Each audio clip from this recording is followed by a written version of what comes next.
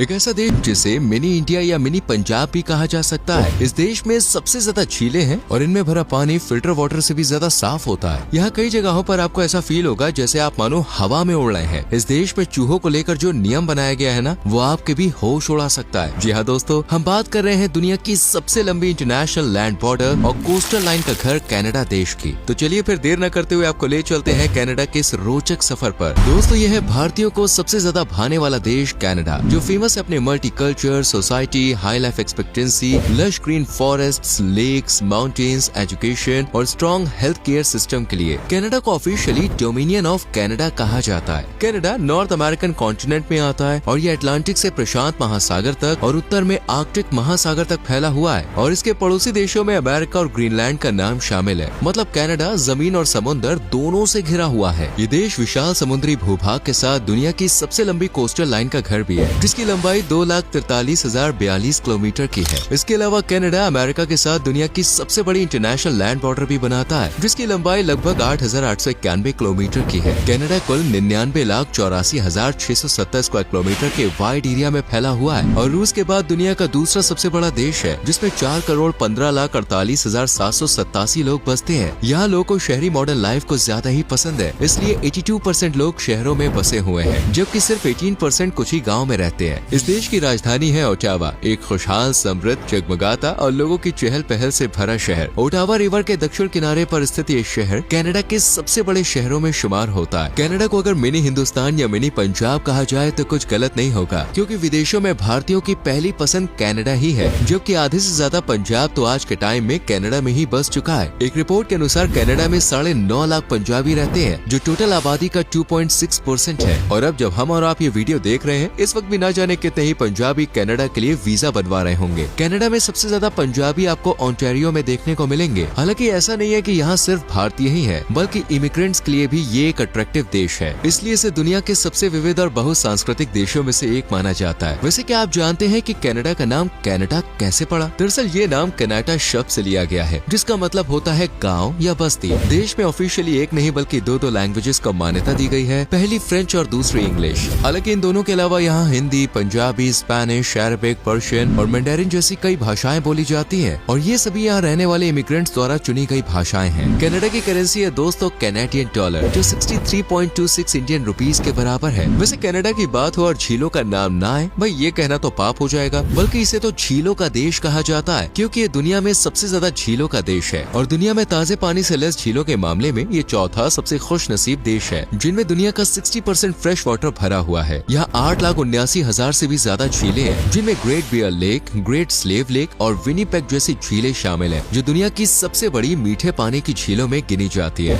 दोस्तों, अगर कोई आपसे पूछे कि पृथ्वी पर रहकर स्पेस जैसे एक्सपीरियंस किया जा सकता है या फिर नहीं, तो आपका जवाब ना में ही आएगा, है ना? लेकिन कनाडा वासी हमेशा हाँ में जवाब देंगे, क्योंकि यहाँ कई जगहों पर ग्रेविटेशनल फोर्स काफी कम है, खासकर ह्यूडसन बे में, जहाँ 1960 के दशक में वैज्ञानिकों ने ग्रेविटी की कमी को एक्सप्लोर किया था। देश के इतिहास को खोजने बैठे तो हमें हजारों लाखों साल पहले जाना होगा, लेकिन ऐतिहासिक दस्तावेजों के अनुसार 16वीं शताब्दी में ब्रिटिश और फ्रांसीसी खोजकर्ताओं ने अटलांटिक तट पर आकर गतिविधियां शुरू की और 17वीं शताब्दी में स्थायी बस्तियां बसाई। 1763 की पेरिस संधि में फ्रांस ने अपनी अधिकतर कॉलोनियां ब्रिटेन को सौंप दी। फिर 1867 में ब्रिटिश नॉर्थ अमेरिका एक्ट के तहत न्यू ब्रुंसविक, नोवा स्कॉटिया और कनाडा प्रांत को मिलाकर कनाडाई परिसंघ की स्थापना हुई। इस तरह कनाडा अस्तित्व में आ गया और फिर यहाँ पर धीरे धीरे विकास ने रफ्तार पकड़ी। स्वशासन लागू हुआ और 1982 में कनाडा अधिनियम के जरिए कनाडा ने ब्रिटिश संसद पर अपनी डिपेंडेंसी पूरी तरह से खत्म कर दी और कनाडा एक पार्लियामेंट्री डेमोक्रेसी और कॉन्स्टिट्यूशनल मोनेकी बन गया और आज ये 2.23 ट्रिलियन अमेरिकी डॉलर्स की जीडीपी के साथ दुनिया की सबसे मजबूत अर्थव्यवस्थाओं में 9वें स्थान पे है, जिसका एक बड़ा हिस्सा या कहें तो सबसे ज्यादा हिस्सा सर्विस सेक्टर पर डिपेंड करता है। Finance, insurance, business services, health care facility, real estate जैसी तमाम इंडस्ट्रीज है, जिनमें देसी ही नहीं विदेशी युवा भी दिन रात मेहनत कर न सिर्फ खुद को आगे बढ़ा रहे हैं, बल्कि कनाडा की तरक्की की भी वजह बन रहे हैं। सर्विस सेक्टर के अलावा भी यहाँ फार्मिंग, फॉरेस्ट्री में लकड़ी, लुगदी, कागज से वेरियस टाइप्स ऑफ प्रोडक्ट्स की की manufacturing, mining, oil, gas, chemicals, petroleum, coal और मशीनरीज का निर्माण, इंपोर्ट एक्सपोर्ट बड़े लेवल पर किया जाता है। यहाँ का पर कैपिटा रेट भी काफी हाई है और रोजगार के अनेकों साधन है। यही रीजन है कि भारतीय हो या अमेरिकी, तमाम देशों से लोग कनाडा में एक अच्छे रोजगार और अच्छी लाइफ के लिए पहुँचते हैं। हालांकि इमिग्रेंट्स के यहाँ आने और आकर बसने का एक और जरूरी कारण है और वो है एजुकेशन। कनाडा के एजुकेशन सिस्टम को चौथा सबसे बड़ा सिस्टम माना जाता है और यहाँ university of Toronto, McGill university and the university of British Columbia research opportunities और डाइवर्स प्रोग्राम्स के लिए जानी जाती है। कनाडा का लिटरेसी रेट भी 99% पर है और 2023 की एक रिपोर्ट के अनुसार कनाडा में 1 मिलियन से भी ज्यादा विदेशी छात्र हैं, जिनमें से 2.26 लाख के लगभग तो भारत से ही हैं। कनाडा की जलवायु है कॉन्टिनेंटल, जिस वजह से यहाँ सर्दियाँ बहुत ज्यादा पड़ती हैं। तेज हवाओं के साथ -40 डिग्री सेल्सियस तक टेम्परेचर पहुँच जाता है और सर्दी में ज्यादातर झीलें, समुद्र, नदियाँ, नालियों का पानी जम जाता है। यही कारण है कि कनाडा का तकरीबन 70 से 80% हिस्सा पूरी तरह से वीरान यानी कि खाली पड़ा हुआ है, जिसे क्राउन लैंड कहा जाता है। यानी ऐसी जगह जहाँ दूर दूर तक आपको इंसानों की आवाज भी सुनने को नहीं मिलेगी, जहाँ सिर्फ शांति, सन्नाटा और डरावनी आहट महसूस होती है। खासकर सर्दियों में यहाँ इतनी मोटी लेयर बर्फ की जम जाती है कि चलना भी मुश्किल हो जाए। इन एरियाज में रिसोर्सेज और जरूरत की चीजें भी नहीं है, इसलिए कनाडा की लगभग पूरी आबादी अमेरिकन बॉर्डर के 100 मील के दायरे में रहती है, यानी ओंटारियो, टोरंटो और बाकी शहरों में।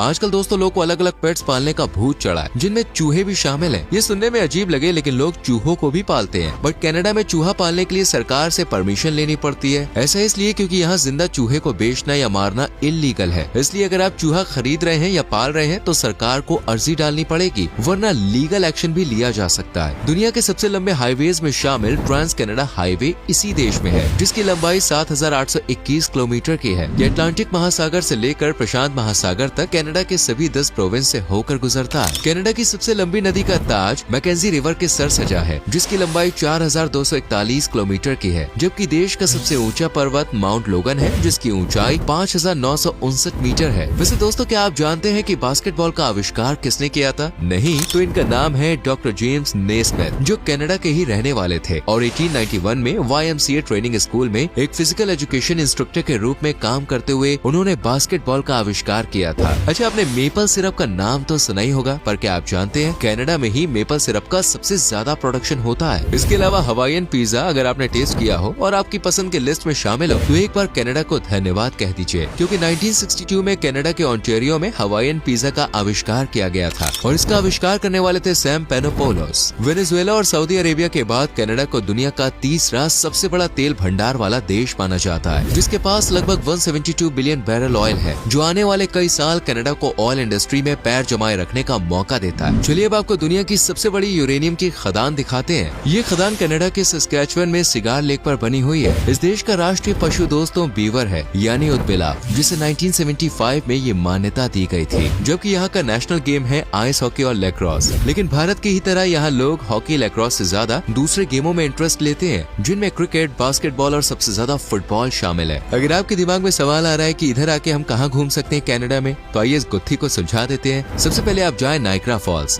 दुनिया भर में फेमस इस झरने की हजारों फीट की ऊंचाई से जो गिरता हुआ पानी है और लहरों को छूकर आसमान की तरफ जाती हुई जो धुंध है, उसे देख के मजा ही आ जाता है। 51 मीटर ऊंचा ये झरना टोरंटो से तकरीबन 3 घंटे की दूरी पर है और कनाडा अमेरिका की सीमा पर स्थित एक शानदार प्राकृतिक अजूबा है। अगली जगह है बैंफ नेशनल पार्क, जो प्रकृति प्रेमियों के लिए बेहद खास है और कैनेडियन रॉकीज के सेंटर में स्थित है। इसके बाद अब रॉकी माउंटेन की चोटियों को निहार सकते हैं, जो विविध वाइल्ड लाइफ, वादियों, हरी भरी घास की चादर, ऊबड़ खाबड़ रास्ते और ऊंची ऊंची चोटियों के लिए जाने जाते हैं, जहां आप कैंपिंग, स्कीइंग, हाइकिंग, वॉकिंग और मौसम ने साथ दिया तो आइस हॉकी भी खेल पाएंगे।